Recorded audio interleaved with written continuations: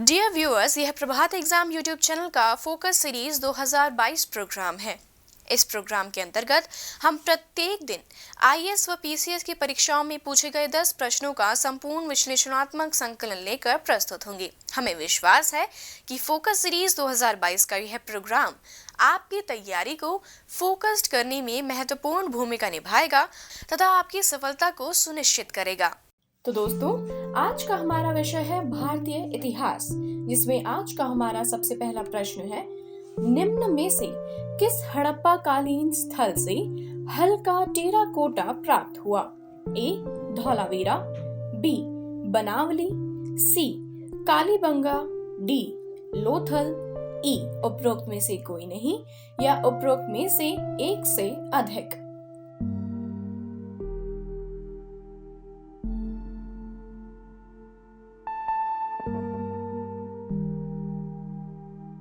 इसका सही उत्तर है ऑप्शन बी। बनावली हरियाणा के हिसार जिले में स्थित है। इस स्थल से कालीबंगा की भांति हड़प्पा पूर्व एवं हड़प्पा कालीन दोनों संस्कृतियों के अवशेष मिले हैं। इस स्थल की खुदाई 1973 से 1974 ईस्वी में रविंद्र सिंह बिष्ट के नेतृत्व में की गई। यहाँ दुर्ग तथा निचला नगर अलग अलग न होकर एक ही प्राचीर से घिरे थे। यहाँ से मिट्टी के बर्तन, गोलियां, मनकी, तांबे के बाड़ाग्र, हल्की आकृति के खिलौने आदि मिले हैं। अगला प्रश्न, भारतीय दर्शन की प्रारंभिक शाखा कौन सी है? ए. सांख्य, बी. मीमांसा, सी. वैशेषिक, डी. चार्वाक।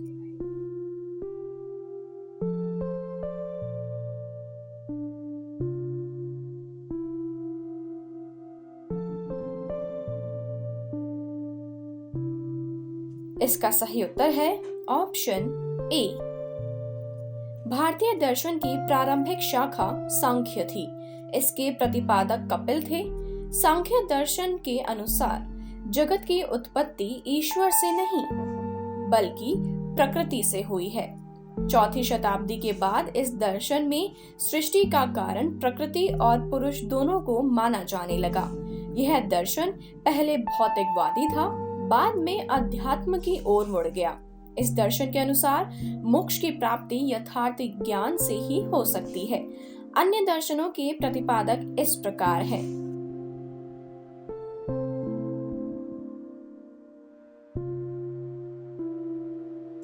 अगला प्रश्न, भारत की धार्मिक प्रथाओं के संदर्भ में स्थानक वासी संप्रदाय का संबंध किससे है? ए. बौद्ध मत, बी. जैन मत, सी. वैष्णव मत, डी. शैव मत।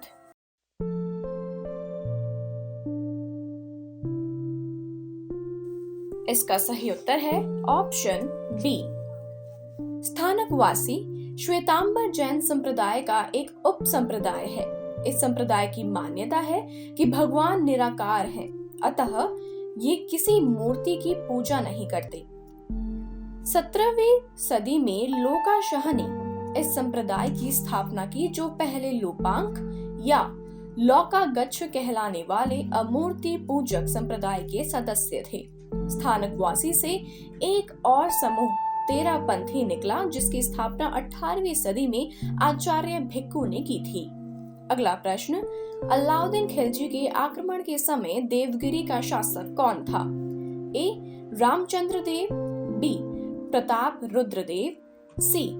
मलिक काफूर, डी. राणा रतन सिंह।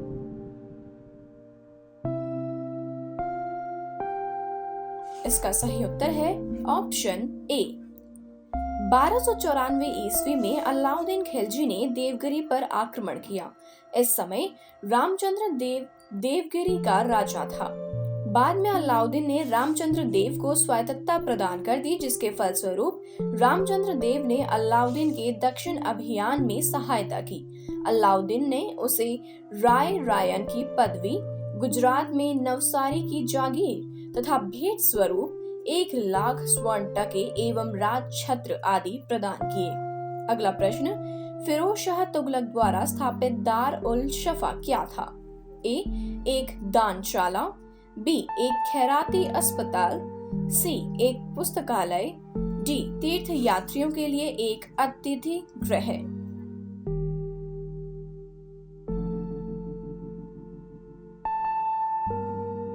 इसका सही उत्तर है ऑप्शन बी।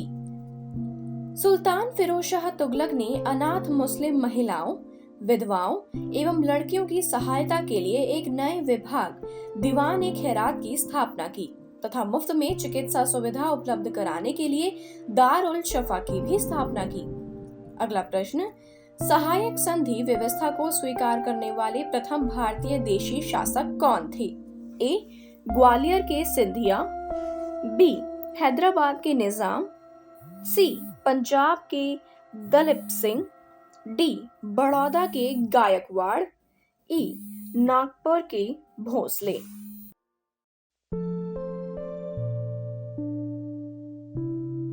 इसका सही उत्तर है ऑप्शन बी। लॉर्ड वेलेस्ली की सहायक संधि व्यवस्था हैदराबाद के निजाम द्वारा सर्वप्रथम स्वीकार की गई थी। अगला प्रश्न, कर्नाटक युद्ध किनके मध्य लड़ा गया? ए अंग्रेज व फ्रांसीसी, बी अंग्रेज व डच, सी अंग्रेज व मराठे, डी हैदर अली व मराठे।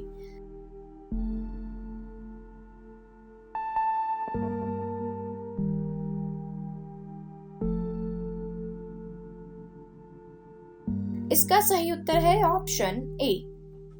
कर्नाटक के युद्ध अंग्रेजों व फ्रांसीसियों के मध्य भारतीय भूभाग पर अपने क्षेत्र विस्तार के लिए लड़े गए। कर्नाटक में नवाब अनवरुद्दीन के खिलाफ चंदा साहब ने षड्यंत्र किया। फ्रांसीसियों ने चंदा साहब का तथा अंग्रेजों ने नवाब अनवरुद्दीन का साथ दिया। नवाब अनवरुद्दीन अंबूर के युद्ध में हार गया।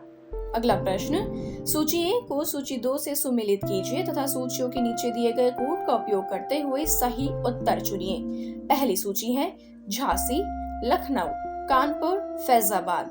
दूसरी सूची है मौलवी अहमद शाह, अजीमुल्लाह खां, बेगम हजरत महल, रानी लक्ष्मीबाई।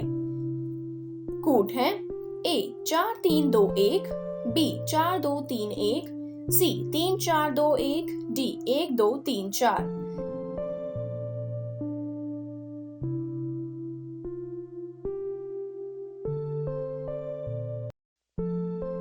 इसका सही उत्तर है ऑप्शन ए। झांसी और ग्वालियर में विद्रोह का नेतृत्व रानी लक्ष्मीबाई और तात्या तोपे ने किया था, जो 4 जून 1857 को शुरू हुआ था तथा जनरल ह्यू रोज द्वारा 17 जून 1858 को कुचल दिया गया। लखनऊ के विद्रोह का नेतृत्व बेगम हजरत महल और बिरजिस कादर ने किया था, जो कॉलिन कैंपबेल द्वारा 31 मार्च 1858 ईस्वी को दबा दिया गया। कानपुर और फैजाबाद में विद्रोह का नेतृत्व क्रमशः नाना साहेब, तात्या तोपे और मौलवी अहमदुल्लाह द्वारा किया गया, जो कॉलिन कैंपबेल और जनरल रेनॉल्ड्स द्वारा कुचल दिया गया। अगला प्रश्न, बिहार के किसानों ने किस आंदोलन में चौकीदारी कर देने से इनकार कर दिया था?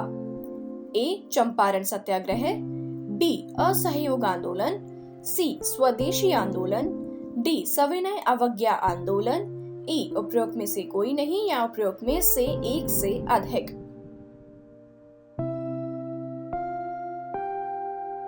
इसका सही उत्तर है ऑप्शन ए। बिहार के किसानों ने सविनय अवज्ञा आंदोलन में चौकीदारी कर देने से इनकार कर दिया था। बिहार में चौकीदारी कर आंदोलन सर्वप्रथम बेतिया से शुरू हुआ। अगला प्रश्न, बंग भंग विरोधी आंदोलन का प्रारंभ किस तिथि से हुआ? ए 20 जुलाई 1905, बी 7 अगस्त 1905, सी 16 अक्टूबर 1905 या डी 7 नवंबर 1905।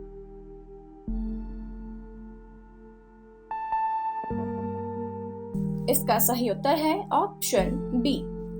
बंग भंग का आदेश 20 जुलाई 1905 को लॉर्ड कर्जन ने दिया। 7 अगस्त 1905 ईस्वी को बंग भंग विरोधी आंदोलन प्रारंभ किया गया। 16 अक्टूबर 1905 ईस्वी को विभाजन का आदेश लागू हो गया, जिसके चलते इस दिन को सारे बंगाल में शोक दिवस के रूप में मनाया गया। तो दोस्तों, यह थी आज की वीडियो। उम्मीद करते हैं आपसे फिर मुलाकात होगी हमारे YouTube चैनल पर। तब तक के लिए नमस्कार। डियर व्यूअर्स, यह प्रभात एग्जाम यूट्यूब चैनल का फोकस सीरीज 2022 प्रोग्राम है।